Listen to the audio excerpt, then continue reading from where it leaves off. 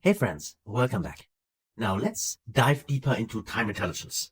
Right, in the last two videos we learned about dates in Power BI, and now hopefully you're excited as I am to dive deeper into DAX calculations with time intelligence. So for instance, to figuring out what are the sales this year in comparison to the last year's sales, for instance, right? So to compare time frames. So let's do that. But before we dive into that, let's actually rename our pages, because I, in my case at least, have currently already 3 pages in here, and I would like to rename them here. So to give a little bit more explanation, so this is intro, let's call this intro to DAX. So these are our first expressions we have created. Then let me go to page number 2. This is also this was the flexibility, the idea that we can use our measures everywhere. So let's call it flexibility of DAX. And then finally here on page number 3, this was introduction to dates. So let's call it intro to dates, right? Like that. Of course, feel free to name this whatever you like, or also delete the pages if you don't need them. So click on the plus symbol here, and now let's actually dive into time intelligence. So let me just name this here, intro to time intelligence. Like that, okay? So far, so good. Now let's actually create this visual, and we start with a table. The reason why I'm using a table, even though of course we could use any other kind of visual as well, is that I think it's best, an easy way, most easiest way to see how the time intelligence work and that they work are actually in tables, because then we can see the real numbers. But of course later on, as I said, you can use those in any kind of visual you have.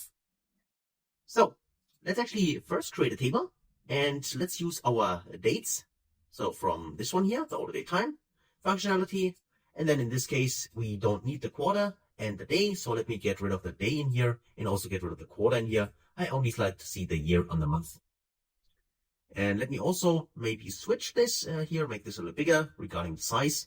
I go to view and my formatting pane is already activated. So I can go directly here. And then I go to the values and let's make them a little bigger. Like 13, for instance, right? Or let's say 14. Here we go. So these are our year and monthly values. So far, so good.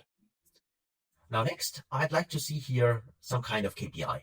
And let's just use one of our measures. And again, I will refer to the total sales, but you can use any other kind of measure as well. So let me take in this case, total sales, or drag it also directly in here. That will also work. And then we can see the numbers here. Of course, you can also always remember that, go here and then add the data here. If that's something you want to do, you can also do it this way. Now, we can see we got our total sales here for January and 2021, for instance.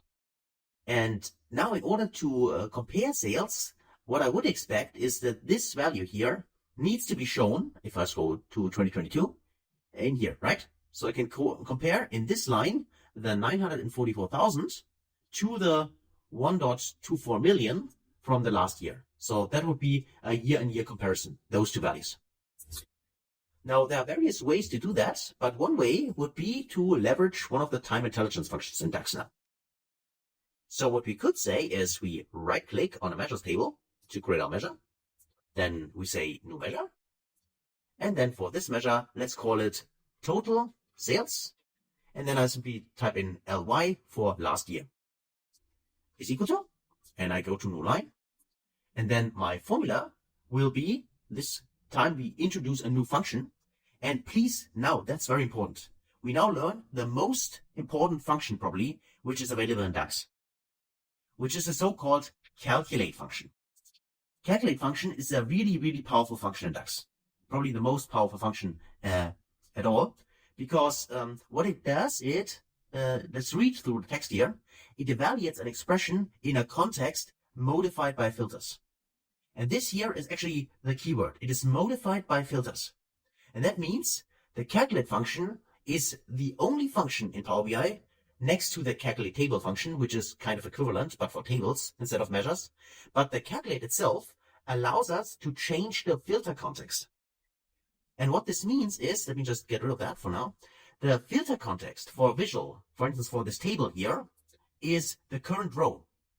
So for instance, what I mean is this 893,000 and so on, this value here is evaluated in the current filter context And the current filter context is July 2021. So Power BI is then taking a look at the dates table here. Okay, it's July 2021. And for this value, I will calculate inside your sales all the transactions, the values, and then I will add this up and show you this number. That's what happens. And this is because of this filter here. That's the filter, the current filter for this specific value. And calculate has the power to change this filter context, to modify it, to be specific. That's what it tells you in the text, right, in the description.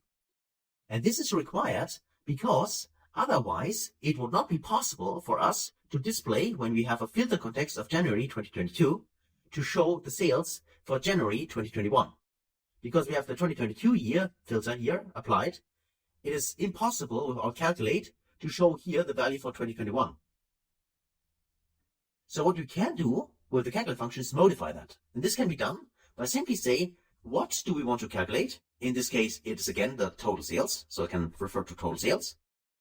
And now we can modify the context here, using here modified by filters. We can use here filter expressions which modify this one. And in Power BI, there is a one specific time intelligence function which allows us to get the value from the prior year. And this is called same period last year function. That's it. And here returns a set of dates in the current selection from the previous year. That's what it tells us here, even though this is hidden by this little icon here currently. But what we can do now is refer our dates table, which we currently have also here, right? So we can refer to dates table and there the date column. And then we close parenthesis, and then we also close the calculate function. So this is our function here. So we want to calculate the total sales, but we want to modify this value, because otherwise, if we do not add any modifiers, we would get exactly the same value, this 944,000, for instance.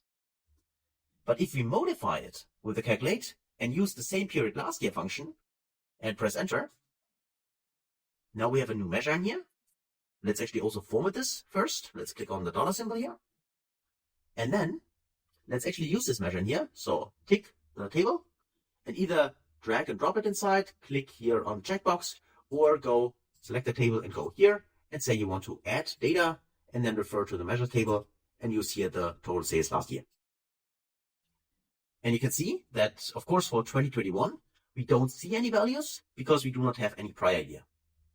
But now for January 2022, what we can clearly see is that the same period last year function in combination with calculate returns 1,024,000 and so on, which is the value exactly from the prior year, from January 2021. And same is true for February, for instance, for March and so on. You can see those values in here as well. And then, of course, if you go to 2023, even though we have no data anymore for our current sales data, of course, this still returns the value from the prior year. For instance, in June 2023, it's 1,070,000. If you go back the year before, it was 1,070,000 in June 2022. So this is what the total sales last year can give you, right? It gives you here within the calculate function a new filter context, which is simply the year shifted. And then you can evaluate now the values here for the prior year. And if we got this, then we could, of course, also calculate any kind of difference for now, right?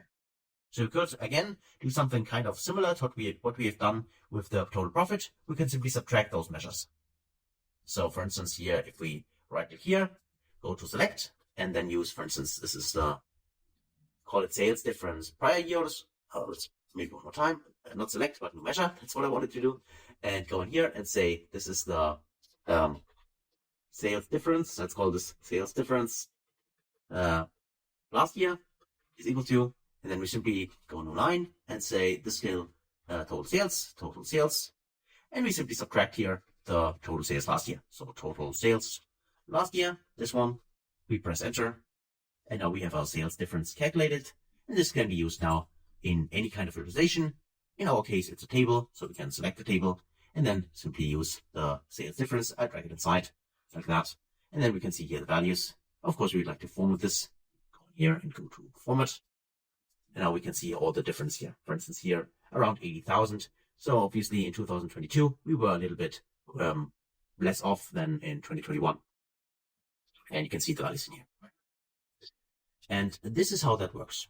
So for this lecture, please remember, each visualization always has a filter context. In this case, for instance, here in the table is simply 2022 in February. But for instance, just to show this to you, here the filter context would simply be 2021. So the filter context is always active, no matter what kind of visualizations you have, because of course it's required in order to calculate the right value.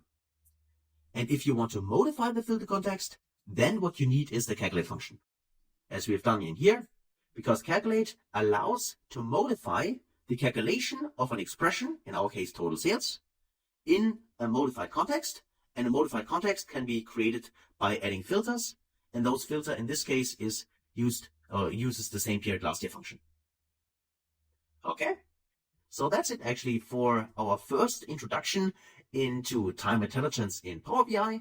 So please, if you have not done so far, give this a try yourself, try it out, play around with it, and then I hopefully see you in the next video. Until then, thanks guys.